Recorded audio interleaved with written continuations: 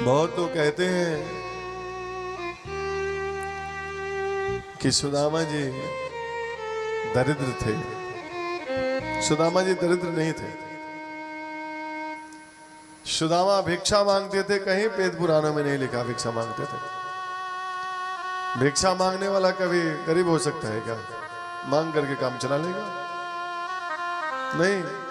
आप बताओ, भिक्षा मांगने वाले से कभी भूखा नहीं सो सकता।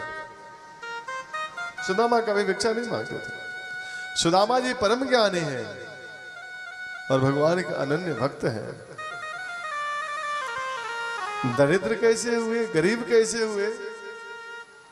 एक बार की बात है कि जिस सांदीपनि मुनि के आश्रम में वो पढ़ने गए थे, वहां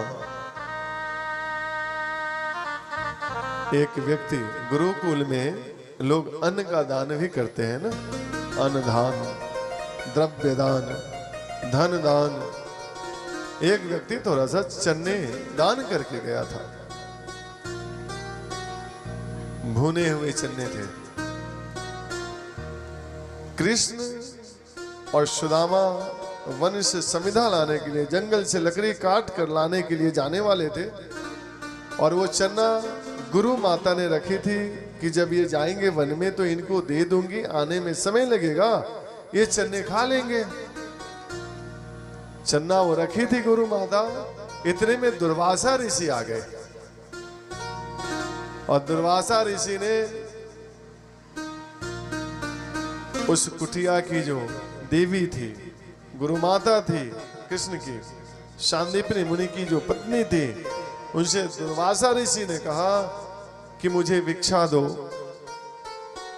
तो उस चने के अलावा कुछ नहीं था और पहले ही वो चन्ना इनके लिए रख रखी थी। तो उन्होंने कह दिया कि अभी तो कुछ यहाँ है नहीं कि जो आपको दे दूं।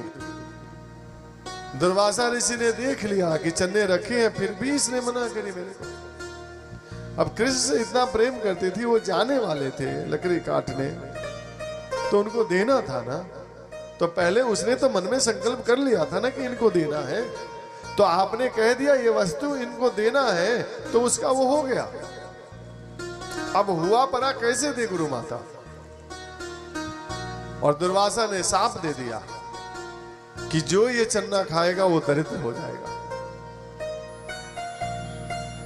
सुदामा जी को ये बात पता थी, परम ज्ञानी थे वो, इसलिए उस चने को स्वयं खाए, कृष्ण को खाने ही नहीं दिया। तो ये जब कोई व्यक्ति किसी से प्रेम करता है तो उसको दुख नहीं पहुंचा सकता ना।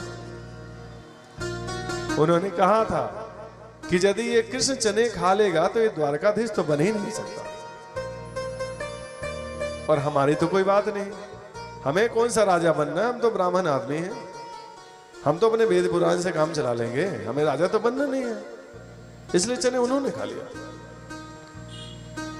और सुदामा के घर में खाने के लिए कुछ भी नहीं। 5-5 दिन तक बच्चे भूखे रह जाते हैं। माँ कहती है कि बेटा आज एकादशी है तो ऐसा कर कि जल पी के सो जा। और जल पिला के सुला देती है। अगले दिन भोजन मांगते हैं, अगले दिन भी कह देती है कि नहीं आज भी एकादशी है, जल पी के सो जा।